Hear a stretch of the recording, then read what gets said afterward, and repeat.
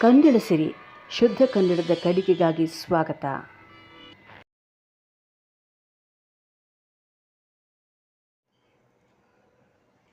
ನಮಸ್ಕಾರ. ಎಲ್ರಿಗೂ ಕೂಡ ಕನ್ನಡ ಸಿರಿ ಯೂಟ್ಯೂಬ್ ಚಾನಲ್ಗೆ ಆತ್ಮೀಯವಾದಂಥ ಸ್ವಾಗತ.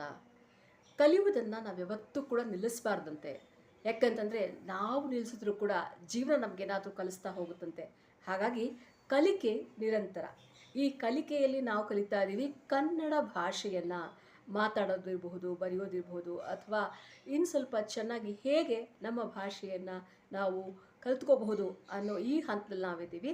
ಹಾಗಾಗಿ ಮತ್ತೊಮ್ಮೆ ನಿಮ್ಮೆಲ್ಲರಿಗೂ ಕೂಡ ಕಾರ್ಯಕ್ರಮಕ್ಕೆ ಸ್ವಾಗತವನ್ನು ಕೋರ್ತಾ ಇವತ್ತಿನ ವಿಚಾರ ಅಂದರೆ ಈ ಒಂದು ಭಾಗದಲ್ಲಿ ಏನು ಕಲಿಬೋದು ಅಂತಂದರೆ ನಾಮಪದಗಳು, ವ್ಯಾಕರಣಾಂಶ, ನಾಮಪದಗಳ ಬಗ್ಗೆ ತಿಳಿಸಿಕೊಡ್ತೇನೆ.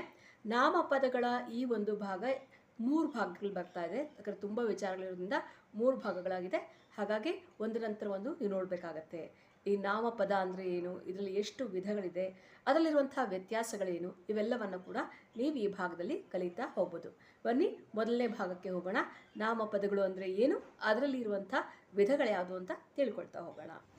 ನಾಮಪದ ಅಂತಂದರೆ ಯಾವುದೇ ವ್ಯಕ್ತಿ, ವಸ್ತು, ಪ್ರಾಣಿ ಅಥವಾ ಸ್ಥಳದ ಹೆಸರನ್ನು ಸೂಚಿಸುವ ಪದ ಅಂತ ಅರ್ಥ. ಇದಕ್ಕೆ ನಾವು ನಾಮಪದ ಅಂತ ಹೇಳ್ತೀವಿ. ನಾಮಪದಕ್ಕೆ ಉದಾಹರಣೆ ಕೊಡಬೇಕು ಅಂತಂದರೆ ಅಮೃತ, ರವಿ, ಪುಸ್ತಕ, ಬೆಕ್ಕು, ಹುಲಿ, ಮನೆ, ಶಾಲೆ, ಮರ, ಬೆಂಗಳೂರು, ಹಾಸನ ಇತ್ಯಾದಿ. ಇವೆಲ್ಲವನ್ನು ನೀವು ಗಮನಿಸಿದಾಗ, ನಾನು ಅಮೃತ ಅಂದಾಗ ನಿಮಗೆ ಅನಿಸುತ್ತೆ ಇದು ಮನುಷ್ಯನ ಹೆಸರು ಅಂತ. ರವಿ ಎಂದಾಗೂ ಕೂಡ ಹಾಗಿದೆ. ರವಿ ಅಂದರೆ ಮನುಷ್ಯನ ಹೆಸರು ಆಗುತ್ತೆ, ಸೂರ್ಯನೂ ಆಗುತ್ತೆ. ಹಾಗೆ ಪುಸ್ತಕ ಅಂತಂತ ಹೇಳ್ಬೋದು. ಪುಸ್ತಕ ಅಂತಂದಾಗ ನಿಮಗೆ ಅದಕ್ಕೆ ಬೇರೆ ಹೆಸರೇ ಇಲ್ಲ. ಸೊ ಹಾಗಾಗಿ ಗುರುತಿಸ್ತೀರ ನೀವು, ಪುಸ್ತಕ ಅಂದರೆ ಗೊತ್ತಾಗುತ್ತೆ. ಬೆಕ್ಕು ಅಂದರೆ ಪ್ರಾಣಿ. ಹಾಗೆ ಬೆಂಗಳೂರು, ಹಾಸನ ಅಂದರೆ ಸ್ಥಳ. ಹೀಗೆ ಸ್ಥಳ ಇರಬಹುದು, ವ್ಯಕ್ತಿ ಇರಬಹುದು, ಪ್ರಾಣಿ ಇರಬಹುದು. ಇವೆಲ್ಲವನ್ನು ಗುರುತಿಸೋಕ್ಕೆ ನಾವು ಬಳಸುವಂತಹ ಪದವನ್ನು ನಾವು ನಾಮಪದ ಅಂತ ಹೇಳ್ತೇವೆ. ಹಾಗೆ ಈ ನಾಮಪದಗಳು ಹೇಗಾಗುತ್ತೆ ಅಂತಂದರೆ ನಾಮ ಪ್ರಕೃತಿಯೊಡನೆ ವಿಭಕ್ತಿ ಪ್ರತ್ಯಯಗಳು ಸೇರಿ ನಾಮಪದಗಳು ಆಗುತ್ತೆ. ನಾಮಪದದ ಮೂಲ ರೂಪವನ್ನು ನಾಮ ಪ್ರಕೃತಿ ಅಂತ ಹೇಳ್ತೀವಿ. ನಾಮ ಪ್ರಕೃತಿಯೊಡನೆ ವಿಭಕ್ತಿ ಪ್ರತ್ಯಯಗಳು ಸೇರಿದಾಗ ನಾಮಪದಗಳಾಗುತ್ತೆ. ಉದಾಹರಣೆ ತೊಗೊಂಡ್ರೆ ಏನಂದರೆ ಪುಸ್ತಕ ಪ್ಲಸ್ ಅನ್ನು ಪುಸ್ತಕವನ್ನು ಆಗುತ್ತೆ. ಪುಸ್ತಕ ಪ್ಲಸ್ ಅನ್ನು ಪುಸ್ತಕವನ್ನು, ಮನೆ ಪ್ಲಸ್ ಅಲ್ಲಿ ಮನೆಯಲ್ಲಿ. ಹೀಗೆ ನಾಮ ಪ್ರಕೃತಿಯೊಡನೆ ವಿಭಕ್ತಿ ಪ್ರತ್ಯಯಗಳು ಸೇರಿ ನಾಮಪದಗಳಾಗುತ್ತದೆ. ಗೊತ್ತಾಯ್ತಲ್ಲ? ಈಗ ನಾಮಪದಗಳಲ್ಲಿ 9 ವಿಧಗಳಿದೆ. ಅವುಗಳೆಂದರೆ ವಸ್ತುವಾಚಕ, ಗುಣವಾಚಕ, ಸಂಖ್ಯಾವಾಚಕ, ಸಂಖ್ಯೇಯ ವಾಚಕ, ಭಾವನಾಮಗಳು, ಪರಿಮಾಣವಾಚಕ, ದಿಗ್ವಾಚಕ, ಪ್ರಕಾರವಾಚಕ ಮತ್ತು ಸರ್ವನಾಮಗಳು. ಮೊದಲಿಗೆ ವಸ್ತುವಾಚಕಗಳು. ಚೇತನ ರೂಪವುಳ್ಳ ಮನುಷ್ಯರು, ಪ್ರಾಣಿಗಳು, ಪಕ್ಷಿಗಳು, ಕ್ರಿಮಿಗಳು, ನಿರ್ಜೀವಿಗಳಾದಂಥ ಪುಸ್ತಕ, ಕಲ್ಲು, ಮಣ್ಣು ಮುಂತಾದವುಗಳನ್ನು ಸೂಚಿಸುವಂಥ ಪದಗಳಿಗೆ ವಸ್ತುವಾಚಕಗಳು ಅಂತ ಹೇಳ್ತೀವಿ ನಾವು.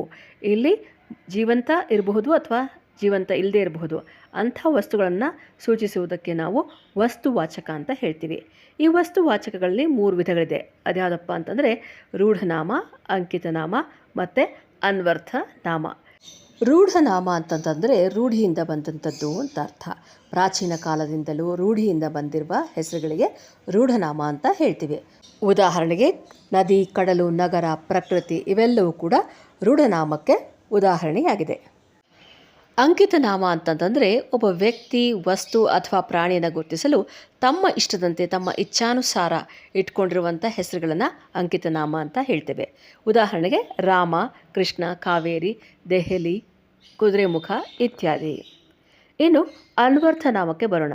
ಅನ್ವರ್ಥನಾಮ ಅಂತಂತಂದರೆ ಅರ್ಥಕ್ಕನುಗುಣವಾಗಿ ಇಟ್ಟಂಥ ಹೆಸರುಗಳು ಅನ್ವರ್ಥನಾಮಗಳಾಗಿ ಮಾರ್ಪಡುತ್ತೆ. ಉದಾಹರಣೆಗೆ ಕರಿಯ, ಕುಳ್ಳ, ಕವಿ, ಮುದುಕ, ಶಿಕ್ಷಕ, ಕುರುಡ ಇತ್ಯಾದಿ. ಇನ್ನೂ ಸ್ಪಷ್ಟವಾಗಿ ಹೇಳಬೇಕು ಅಂತಂದರೆ ಅರ್ಥಕ್ಕನುಗುಣವಾಗಿ ಇಟ್ಟ ಹೆಸರುಗಳನ್ನು ಅನ್ವರ್ಥನಾಮ ಅಂತಾರೆ. ಅಂದರೆ ವ್ಯಕ್ತಿ ಅಥವಾ ಪ್ರಾಣಿಯ ಗುಣ, ಸ್ವಭಾವ, ವೃತ್ತಿ, ಆಕಾರ, ಬಣ್ಣ, ನಡತೆ ಮೊದಲಾದವುಗಳನ್ನು ಅರ್ಥೈಸುವಂತೆ ಇಟ್ಟ ಹೆಸರುಗಳಾಗಿರುತ್ತೆ.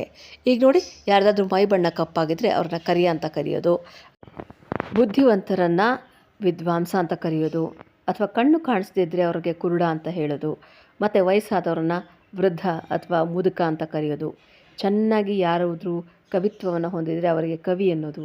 ಇವೆಲ್ಲವೂ ಕೂಡ ಅನ್ವರ್ಥ ನಾಮಗಳಾಗತ್ತೆ. ಇವತ್ತು ನೀವು ಕಲ್ತ್ಕೊಂಡಿದ್ದು ಬರೀ ಒಂದು ಭಾಗವನ್ನು ಮಾತ್ರ, ಇನ್ನೂ 2 ಭಾಗಗಳಿದೆ.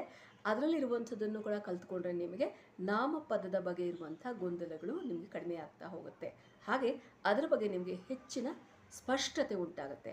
ಅದಕ್ಕೋಸ್ಕರ ಮಿಸ್ ಮಾಡದೆ ನೋಡಿ, ಚಾನಲ್ಗೆ ಸಬ್ಸ್ಕ್ರೈಬ್ ಮಾಡ್ಕೊಳ್ಳಿ. ಹಾಗೆ ಕಮೆಂಟ್ ಬಾಕ್ಸಲ್ಲಿ ನಿಮ್ಮ ಕಮೆಂಟ್ಸನ್ನು ತಿಳಿಸಿ. ಹಾಗೆ ಇನ್ನಷ್ಟು ಜನರಿಗೆ ಶೇರ್ ಮಾಡಿ. ಕಲ್ತ್ಕೊಳ್ಳೋಣ ಎಲ್ಲರೂ ಒಟ್ಟಾಗಿ ಸೇರಿ ಒಳ್ಳೆಯ ಕನ್ನಡವನ್ನು ಅಂತ ಹೇಳ್ತಾ ಇವತ್ತಿನ ಈ ಭಾಗವನ್ನು ಇಲ್ಲಿಗೆ ಮುಗಿಸ್ತಾ ಇದ್ದೀನಿ. ಧನ್ಯವಾದಗಳು. ಇಂದಿನ ಕಲಿಕೆ.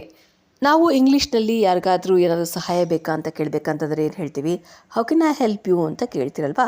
ಅದನ್ನು ನೀವು ಕನ್ನಡದಲ್ಲಿ ಕೇಳಬೇಕಂತಂದರೆ ಈ ರೀತಿ ಕೇಳಿ, ನಾನು ನಿಮಗೆ ಹೇಗೆ ಸಹಾಯ ಮಾಡಲಿ ಅಂತನೋ, ಅಥವಾ ನನ್ನಿಂದ ನಿಮಗೇನಾದರೂ ಸಹಾಯ ಬೇಕಾ ಅಂತ ಕೇಳಿದ್ರೆ ಆಯಿತು. ಇಷ್ಟೇ, ಕಲ್ತ್ಕೋತೀರಲ್ವಾ? ಏನು ಮರೀದೆ ಚಾನಲ್ಗೆ ಸಬ್ಸ್ಕ್ರೈಬ್ ಮಾಡಿ. ಧನ್ಯವಾದಗಳು.